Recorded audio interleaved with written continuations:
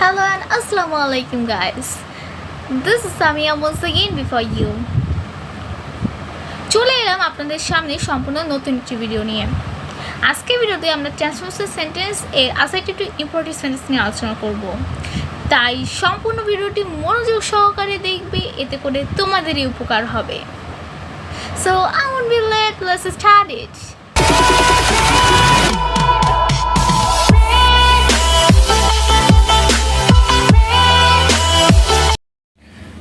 তো দেখো, transformation sentence এর আমাদের অ্যাসার্টিভ টু ইম্পারেটিভ এখন করতে হবে। তো প্রথমে দেখো কি বলা হয়েছে, রুল 1-এ সেন্টেন্স যদি বোধক হয় তবে সাবজেক্ট বাদ দিয়ে শুধু বাকি অংশ লিখতে হবে, অর্থাৎ সাবজেক্ট এবং অক্সিলারি ভার্ব এই দুইটি বাদ দিয়ে কিন্তু আমাদের শুধু বাকি অংশটা লিখতে হবে। তো যখন এক্সাম্পল দেখবো তখন দেখো কি বলা হয়েছে, you should do the work, তোমার কাজটি করা উচিত। এখানে দেখো শুড বলা হয়েছে, আর শুড কিন্তু এটা অক্সিলারি ভার্ব। আর তাহলে দেখো you should do the work, এখানে কিন্তু ইম্পারেটিভ সেন্টেন্স বলতে কি বোঝানো হয়? ইম্পারেটিভ সেন্টেন্স বলতে বোঝানো হয় কোনো আদেশ বা অনুরোধ কিংবা কোনো আদেশ, অনুরোধ বা উপদেশকেও কিন্তু আমরা ইম্পারেটিভ সেন্টেন্স বলে থাকি, অর্থাৎ এই তিনটা জিনিস কিন্তু আমরা ইম্পারেটিভ সেন্টেন্স বলে থাকি। তো দেখো এখানে বলা হয়েছে you should do the work, তোমার কাজটি করা উচিত। তাহলে দেখো you should do the work, তাহলে এটা কিন্তু আমরা বুঝতে পারছি এটা কাউকে একটা উপদেশ দেওয়া হচ্ছে, তার মানে এটা কিন্তু একটা ইম্পারেটিভ সেন্টেন্স। সো দেখো এখানে বলা হয়েছে you should do the work, এখানে কি বলেছিলাম আমরা রুলে, সাবজেক্ট এবং অক্সিলারি ভার্ব এই দুইটা আমাদের বাদ দিয়ে শুধু বাকি অংশ আমাদেরকে লিখতে হবে। তো দেখো এখানে সাবজেক্ট কিন্তু ইউ এবং শুড কিন্তু এখানে অক্সিলারি ভার্ব, তো এই দুইটা আমরা ক্রস করে দিব। তাহলে দেখো আমাদের শুধু থাকবে ডু দ্য ওয়ার্ক, আমরা লিখেছি ডু দ্য ওয়ার্ক। তাহলে আমরা বুঝতে পারলাম যে যদি সেন্টেন্স যদি অ্যাসার্টিভ হয় বা বোধক হয় তাহলে আমাদের সাবজেক্ট এবং অক্সিলারি ভার্ব দুইটা বাদ দিয়ে শুধু বাকি অংশটি লিখে দিতে হবে। তো আমরা সেটাই লিখে দিয়েছি। তো চলো এবার পরের রুলে চলে যাওয়া যাক। তো পরবর্তী রুলে দেখো কি বলা হয়েছে, রুল 2, সেন্টেন্স যদি বোধক হয়, আমরা একটু আগে শিখেছি সেন্টেন্স যদি বোধক হয়, তো এবার শিখবো সেন্টেন্স যদি বোধক হয় তাহলে আমরা কি করব। দেখো সেন্টেন্স যদি বোধক হয় তবে সাবজেক্ট বাদ দিয়ে অক্সিলারি ভার্ব রেখে বাকি অংশ করতে হবে। কারণ আমরা কিন্তু দেখেছিলাম যখন সেন্টেন্স অ্যাসার্টিভ থাকবে বা বোধক থাকবে তখন সাবজেক্ট এবং অক্সিলারি ভার্ব দুইটাই বাদ দিয়ে দিতে হবে, কিন্তু যখন আমরা দেখলাম যে যখন বোধক থাকবে তখন সাবজেক্ট বাদ দিয়ে অক্সিলারি ভার্বটা রেখে বাকি অংশ করতে হবে। তবে আসল অক্সিলারি ভার্ব দেওয়া যাবে না, টেন্স অনুযায়ী ডোন্ট, ডাজেন্ট বা ডিডেন্ট বসিয়ে বাকি অংশ দিতে হবে। অর্থাৎ আমাদের তো বলেছে বোধক থাকলে এই শুধু সাবজেক্টটা বাদ দিতে হবে, অক্সিলারি ভার্ব থাকবে, তারপর বাকি অংশটা আমাদের লিখতে হবে। কিন্তু আমাদের সেন্টেন্সের যে আসল অক্সিলারি ভার্বটা থাকবে সেটা দেওয়া যাবে না, সেটা না দিয়ে কি করতে হবে, টেন্স অনুযায়ী আমাদের ডোন্ট, ডাজেন্ট আর ডিডেন্ট টেন্স অনুযায়ী আমাদের বসাতে হবে যে এই সেন্টেন্সের সাথে এই টেন্স অনুযায়ী এটা কোন জিনিসটা বসে, এখানে কোন ফর্মটা বসে সেটা বসিয়ে তারপর বাকি অংশ দিতে হবে। যেমন দেখো আমরা এক্সাম্পলে দেখি, you do not go out, তুমি বাইরে যাবে না। এখানে কিন্তু এটা উপদেশ বোঝানো হচ্ছে বা আদেশ বোঝানো হচ্ছে, এখানে you do not go out. আচ্ছা, তো দেখো এখানে কিন্তু এটা নেগেটিভ, নট থাকার কারণে কিন্তু আমরা বোঝা যাচ্ছে সেই জিনিসটা নেগেটিভ, এটা নেগেটিভ সেন্টেন্স এটা। তো দেখো নেগেটিভ সেন্টেন্স যেহেতু, তো আমাদের সাবজেক্ট কিন্তু এখানে ইউ, আমরা ইউটাকে প্রথমে বাদ দিয়ে দিব, এটা ইউ বাদ দিয়ে দিলাম। এরপর কি করব আমরা, ডু নট, এখানে দেখো ডু কিন্তু এখানে action main auxiliary verb, but আমরা যেহেতু ডু নট আছে আর আমরা ডু নট তো লিখবই, সেই জন্য আমরা এটাই রেখে দেবো। তো do not go out, do not go out. কিন্তু যখন আমাদের অন্য অক্সিলারি ভার্ব থাকবে, অর্থাৎ ডু, ডিড, ডাজ এর পরিবর্তে অন্য কোনো অক্সিলারি ভার্ব থাকবে, সে সময় আমরা কি করব, দেখো প্রথমে ইউ সাবজেক্ট ক্রস দিয়ে দিলাম, এরপর যা থাকবে শুড থাকবে। শুড কিন্তু একটা ডু, ডিড, ডাজ এর মধ্যে নেই, এর মধ্যে কিন্তু কোনোটাই না এটা। সো আমরা শুডটাকেও বাদ দিয়ে দেব। এরপর থাকবে not go out. Are not go out তো শুধু শুধু দেখা যাবে না, তার আগে যে কোনো একটা অক্সিলারি ভার্ব বসাতে হবে। তো আমরা কি জানি, ইউ এর সাথে কিন্তু, ইউ এখানে সাবজেক্ট, সো ইউ এর সাথে কিন্তু কি বসে, ডু বসে। তাহলে আমরা প্রথমে ডু বসিয়ে নিব, ডু, এরপরে নট গো আউট লেখা, সে নট গো আউট বসিয়ে দিব। তাহলে আমরা ক্লিয়ার হয়ে নিয়েছি। তো চলো এবার পরবর্তী রুলে চলে যাওয়া যাক। তো 3 নম্বর রুলে দেখো কি বলা হয়েছে, নেভার থাকলে সাবজেক্ট এবং অবজেক্ট বাদ দিয়ে নেভারের বাকি অংশ, নেভার লিখে বাকি অংশ দিতে হবে। নেভার থাকলে কোনো একটা সেন্টেন্সে যদি নেভার থাকে তাহলে সেটার ক্ষেত্রে আমরা সাবজেক্ট এবং অক্সিলারি ভার্ব বাদ দিয়ে দেব। আগের দুইটা রুলের অনুযায়ী আমরা সাবজেক্ট এবং অক্সিলারি ভার্ব বাদ দিয়ে নেভারের বাকি নেভার লিখব। অর্থাৎ আমি সহজভাবে বুঝিয়ে দিচ্ছি যে যদি কোনো সেন্টেন্সে নেভার থাকে, ইম্পারেটিভ সেন্টেন্স করার সময় যদি কোনো সেন্টেন্সে নেভার থাকে, তাহলে আমরা প্রথমে সাবজেক্ট এবং অক্সিলারি ভার্বটা বাদ দিয়ে দেব।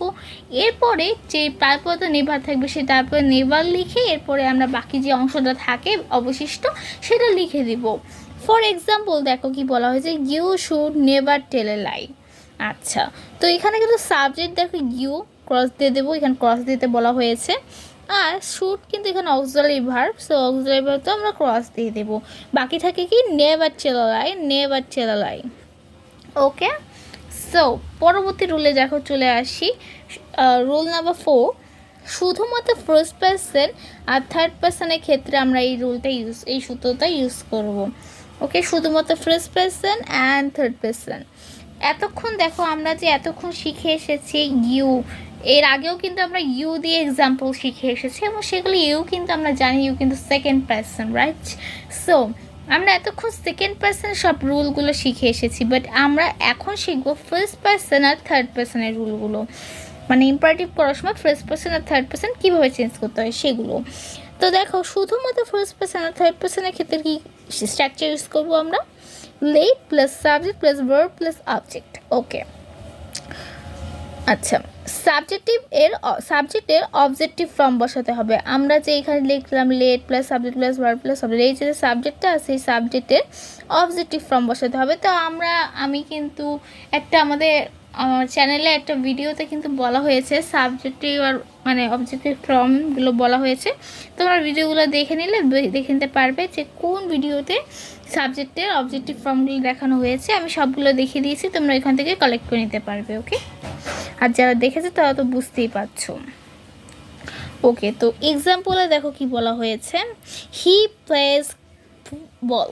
আচ্ছা, এখানে কিন্তু হি কিন্তু কোনো সেকেন্ড পার্সন না, এটা কিন্তু থার্ড পার্সন। থার্ড পার্সন কিন্তু আমরা হি হিসেবে গণনা করি। থার্ড পার্সন কী বলো তো, হি, শি, ইট বা যে কোনো নামকে থার্ড পার্সন বলা হয়। তাহলে দেখো এখানে হি আছে, তো হি একটা থার্ড পার্সন সিঙ্গুলার নাম্বার, দেখো থার্ড পার্সন। তো থার্ড পার্সন হি প্লেস বল, এটাকে তোমাকে ইম্পারেটিভ করতে বলা হলো। তো এখন ইম্পারেটিভ করার সময় তোমরা কী করবে, let him play football, let him play ball. আচ্ছা, তো আমরা ফার্স্টে লেট ইউজ করলাম, দেখো এখানে স্ট্রাকচার অনুযায়ী আমরা ফার্স্টে লেট ইউজ করেছি। এরপর সাবজেক্ট হলো কি আমাদের হি, এবার সাবজেক্টে বলা হয়েছে সাবজেক্টের অবজেক্টিভ ফর্ম বসাতে হবে। সো হি এর অবজেক্টিভ ফর্ম কিন্তু হিম, সো আমরা হিম বসে নিয়েছি। এরপরে ভার্ব অন, আমরা এখানে প্লেস দেওয়া ছিল, আমরা এখানে ভার্ব অন প্লে বসে নিয়েছি। অবজেক্ট যেটা থাকে বল বসে নিয়েছি। ওকে, সো এটা তো দেখলাম আমরা থার্ড পার্সনের রুলটা। এবার আমরা দেখব ফার্স্ট পার্সন রুল। তো দেখো উই শুড গো আউট, আমাদের বাইরে যাওয়া উচিত। তাহলে উই শুড গো আউট যেহেতু বলা হয়েছে, দেখো লেট আস গো আউট। আচ্ছা, তো লেট ফার্স্টে আমরা লেট বসে নিয়েছি। এবার সাবজেক্ট, আমাদের সাবজেক্ট ছিল উই, সে উই এর অবজেক্টিভ ফর্ম আমরা আস বসে নিয়েছি। এরপরে ভার্ব অনে গো বসে নিয়েছি এবং অবজেক্ট যেটা থাকে আউট বসে নিয়েছি।